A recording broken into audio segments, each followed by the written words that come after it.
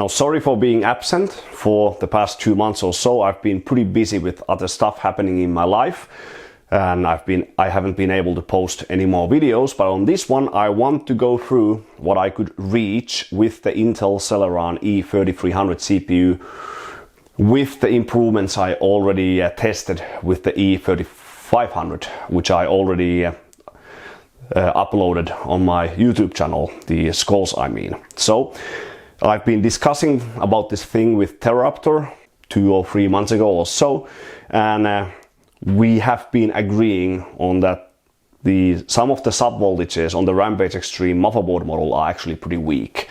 That's the CPU VTT and the CPU PLL.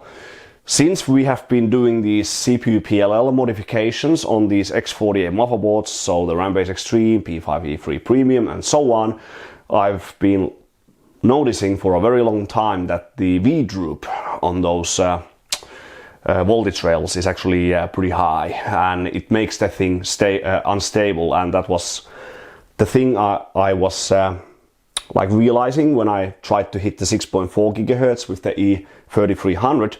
So what I wanted to do was to change the capacitors on those 2 voltage rails. So let's say that the PLL is actually the weakest rail on the Rampage Extreme. The highlight of the Rampage Extreme model is definitely the V-core, memory and Northbridge, but these 2 voltage rails are actually pretty weak, even though they are very important for the overall overclocking experience. So the PLL, for example, is only driven by a single simple MOSFET. We have been thinking that could we actually replace it altogether to get even better performance, but I already got pretty good results this way. So the stock polymer caps on the PLL and VTT rails, they are like, I think they're still Panasonic, but like 15 milliohm ESR, 150 microfarad and 4 or 6.3 volt rating, if I remember correctly, the stock ones. There's one for PLL over here, this one is VTT, and there's one more for VTT on the CPU socket area right next to the Northbridge heatsink. So it's actually pretty hard to access if you don't remove the heatsink assembly of the motherboard. So I replaced those polymer caps with Panasonic's 680 microfarad 2 or 3 milliohm ESR 2.5 volt rated SP caps. Yes, the 2.5 volt rating is actually too low for the CPU PLL because that voltage can go up to 3 volts, but we never run the voltage so high. The highest I've run this far is like 2 volts because it very rarely scales very high, even with the 65 nanometer CPUs. But I haven't tried some of the older nanometer models like 90 nanometer and so on, but at least with the 45s you generally want to run low. 65, some individual rare CPUs might scale from a bit higher voltage, but usually even 1.5 to 1.6 is just fine for them. So I went with those SP caps because they are the most performing ones I could find, and I also added a large solid cap on both of those voltage rails, none on the front side of the motherboard's PCB at the socket area because it's pretty hard to access, and then it would block some of the CPU insulation and so on. So I think this is already fine in itself. These are, I don't remember the branding, maybe Nichikan, but 820 UF 6.3 volt caps. So now the V-droop was only 10 to 15 milliohms. I mean millivolts between idle and load, whereas before it has been in the hundreds, like a 3-digit value in the V-droop. So there's definitely improvement. And now on the video, let's check out what I could reach when I reran the Intel Celeron E3300.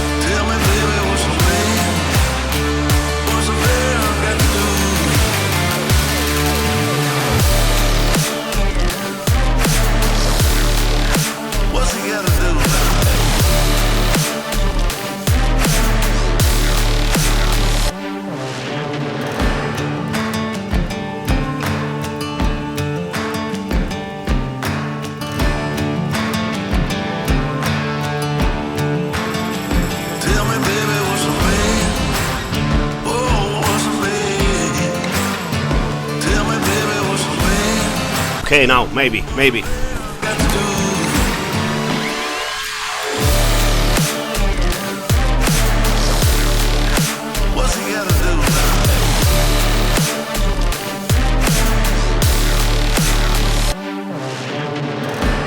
And now, after successful attempts, I managed to finally validate 6.4 Plus. I'm pretty sure these changes or hardware level modifications, they did help a bit, because at least the measurement, what I get over there, it was always a lot more steady, less fluctuation and so on. So I'm sure they could have a minor impact on my overall results, what I got right now with the E3300. So just a bit over 6.4, it's definitely enough. I will not be running anymore, as I already got pretty nice performance tests with the E3300. I will be moving on. I will move on to the next CPU model, because I don't want to waste overly much LN2 on this very same CPU model once again. So great performance on my latest Rampage Extreme.